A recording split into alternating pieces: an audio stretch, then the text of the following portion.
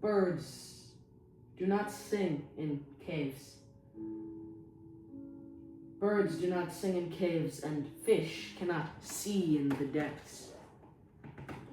One day the satellites will fall from the sky, and it will be a scene from hell. Burning metal amalgams careening from the clouds, shrapnel and smoke and shining mirrors all tumbling through the air. Will we still be around to see the ruin we've created?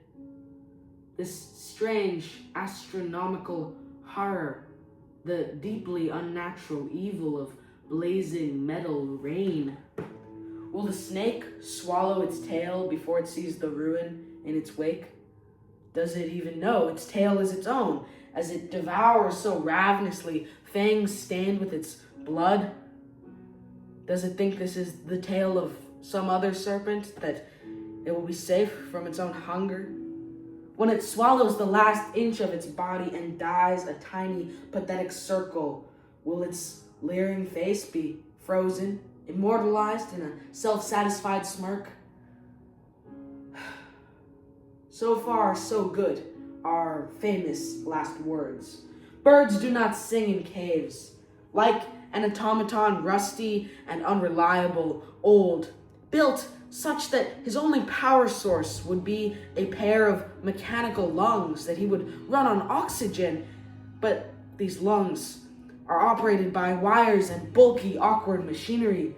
The wires could tangle and knot around his throat, operating the lungs themselves perfectly, but cutting off the air that must reach them.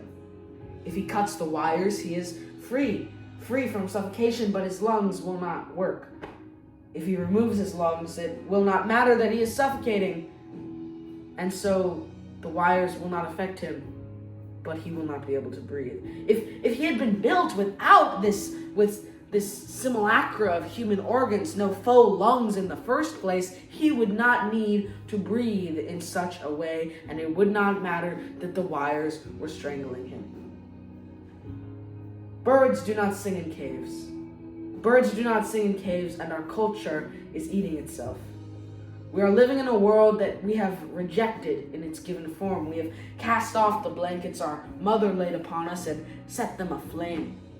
We have cut her hair and made ourselves new blankets. They are itchy and don't fit us well, but they are so great and honorable, we say, in their disdain for higher generosity. We are greater than that, so croon the pretty puppets to the sleeping people. She is not our mother. She tries to keep us down. Those are not our brothers. They want to eat us. Our species is superior to all the other species, and our country is superior to all the other countries, and I am superior to you and all of your people. So croon the pretty puppets to the sleeping people. Birds do not sing in caves. Birds do not sing in caves, and we do not belong here. We are trapped in a masochistic, self-sabotaging megalith built around and above us by pale, spineless vampires on high.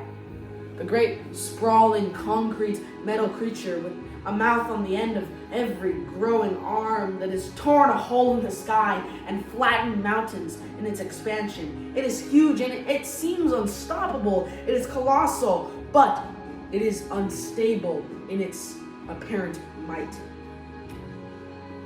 Yet its final death will not be as it is consumed and repurposed by some greater rival with bigger machines, or even as it burns itself up when it reaches the edges of the earth.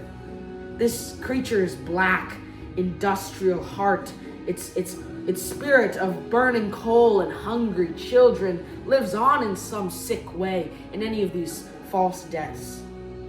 Its final death, its true demise, its collapse, will be when the ivy breaches the city walls and the dandelion seeds blow freely across the soil, when deer roam the reclaimed streets and trout dance through the flood. This cruel mass will not be toppled by some alien intelligence or even our own belligerent, insistent self-sabotage. It will die when the rains come, and they are clear and crystalline, when children catch raindrops in their hands and climb trees. Nature's quiet revolution will shake us to our feeble, prideful core when the vampires that pull the strings cannot lie to us anymore. Our souls are singing an ancient song, but we must raise our voices to sing with it. A vampire without blood to drain is just a sad, pale man who is afraid of the sun. The world-eating monster is just a big, spiky turtle without cities to raise and mountains to flatten. And a billionaire is just an awkward, skinny man in a suit when we agree that money means nothing. Birds do not sing in caves. Birds do not sing in caves, but caves have exits, and caves collapse. Birds do not sing in caves, but fish do not see in the depths. And yet, water still flows, air still circulates. Birds do not sing in caves, but birds can fly anywhere.